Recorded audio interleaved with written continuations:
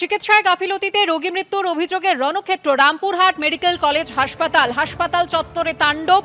রোগীর আত্মীয় পরিজনদের বিরুদ্ধে অভিযোগ উঠল ইন্টার্ন চিকিৎসককেও মারধর করার। কি পরিস্থিতির সৃষ্টি হয় দেখুন।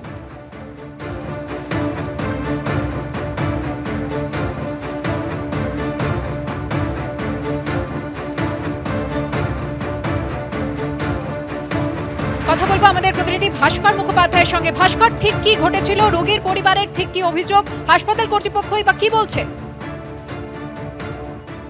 ঘটনা সূত্রপাত হচ্ছে গতকাল অর্থাৎ রবিবার শনিবার বিকালে সেখানে এই রামপুরহাট থানা শাহাপুর গ্রামে আনসার হোসেন তার একটি দুর্ঘটনায় সে আহত হয়। তাকে রামপুরহাট মেডিকেল কলেজ ও হাসপাতালে ভর্তি করা হয়। কিন্তু রোগীর পরিবারের অভিযোগ হচ্ছে যে রাত পর্যন্ত সে ঠিক ছিল এবং সে ভাতও খেয়েছিল, কিন্তু একটা ইঞ্জেকশন দেওয়ার পর 10 মিনিটের মধ্যে তার মৃত্যু হয় এবং তারপরই তার চিকিৎসার গাফিলতি হয়েছে। এই অভিযোগ তুলে রোগীর আত্মীয় পরিজনরা প্রথমে হাসপাতালে ভাঙচুর করে, তারপর হাসপাতালের ভিতরে ঢুকে যারা ডাক্তার ছিলেন এবং যারা কর্মী ছিলেন তাদেরকে প্রচন্ড মারধর করা হয়। এবং এই ঘটনার খবর পেয়ে রামপুরহাট থানার পুলিশ ঘটনাস্থলে আসে। প্রথমে পুলিশের সঙ্গে তর্কাতর্কি, তারপর ধস্তাধস্তি, পরে পরিস্থিতি নিয়ন্ত্রণে আনতে পুলিশ লাঠিচার্জ করে এবং পরিস্থিতি নিয়ন্ত্রণে আনে। এখনো পর্যন্ত 7 জনকে গ্রেপ্তার করা হয়েছে। এদিকে হাসপাতালে এমএসভিপি পলাশ দাস তিনি জানিয়েছেন যে পুরো ঘটনাটি খুব দুর্ভাগ্যজনক ঘটনা। দেখুন কি হয়েছে না হয়েছে সেটা আমরা তদন্ত করে দেখব, কিন্তু যেভাবে হাসপাতালে ভাঙচুর করা হয়েছে, ডাক্তার এবং নার্স যারা হাসপাতালে কর্মী রয়েছে তাদেরকে যেভাবে মারধর করা হয়েছে, এই ঘটনা আমরা তীব্র প্রতিবাদ জানাই। ধন্যবাদ ভাস্কর।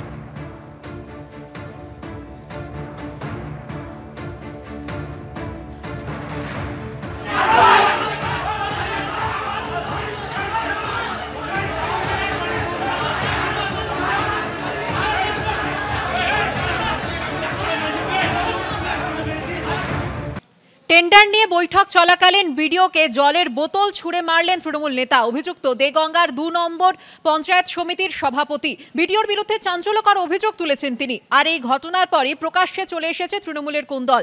তৃণমূলকে কটাক্ষ করতে দেরি করেনি বিজেপি, আর ক্যামেরার সামনে এ নিয়ে কোনো মন্তব্য করতে চাননি বিডিও। বৈঠকের মাঝেই হঠাৎ উত্তেজিত হয়ে উঠলেন তৃণমূল নেতা। অভিযোগ, বিডিওকে জলের বোতল ছুঁড়ে মারলেন হাবড়া 2 পঞ্চায়েত সমিতির সভাপতি। তৃণমূল নেত্রী মমতা বন্দ্যোপাধ্যায়, অভিষেক বন্দ্যোপাধ্যায় যখন দলের মধ্যে শুদ্ধিকরণের বার্তা দিচ্ছেন, তখন উলটপুরান উত্তর 24 পরগনার হাবড়া 2 নম্বর ব্লকে। টেন্ডার নিয়ে বৈঠক চলাকালীন রীতিমতো তুলকালাম বাঁধল বিডিও অফিসে। আরাবুল ইসলামের মতো বিতর্ক বাঁধালেন আর এক তৃণমূল নেতা। প্রশাসন সূত্রে খবর, বুধবার বিডিও অফিসে ছিল টেন্ডার নিয়ে বৈঠক। বিডিও শীতাংশু শেখর শীটের সঙ্গে বৈঠকে বসেন হাবড়া 2 পঞ্চায়েত সমিতির সভাপতি রতন দাস। ছিলেন পূর্ত কর্মাধ্যক্ষ ফজলুর রহমান মল্লিক এবং কয়েকজন ইঞ্জিনিয়ার।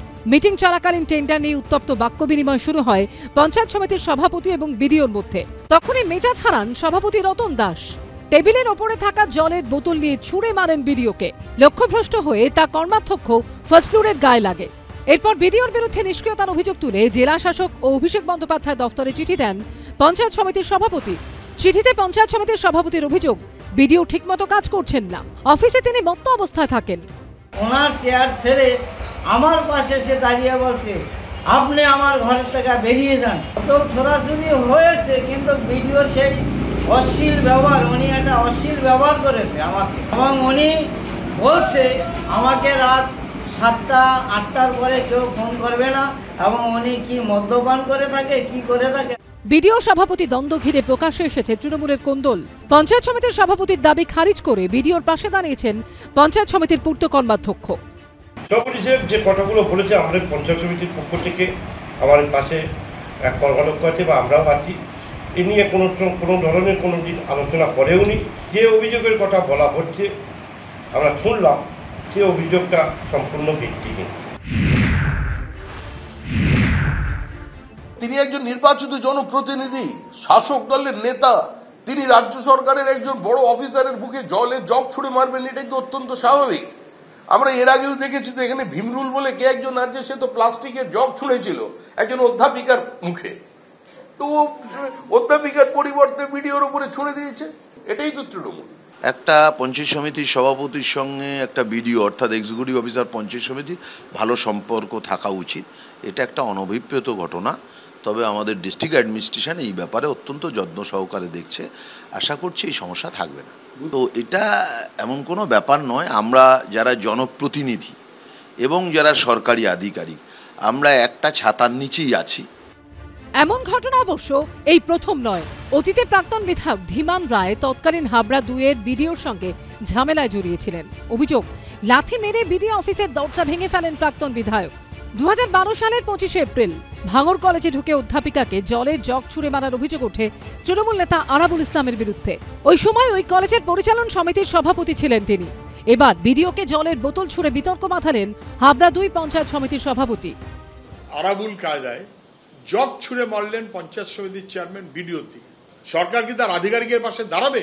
কর্তব্যরত অবস্থায় আধিকারিকের বিরুদ্ধে এই আক্রমণাত্মকতার কাজে বাধা দেওয়া, এটা তো আইনগতভাবে তার ব্যবস্থা নেওয়া উচিত, জামিন অযোগ্য ধারায় গ্রেপ্তার করা উচিত। সেইটা করার মতন মনোভাব কি মুখ্যমন্ত্রীর আছে, প্রশাসনের আছে? এ বিষয়ে ক্যামেরার সামনে কোনো মন্তব্য করতে চাননি বিডিও।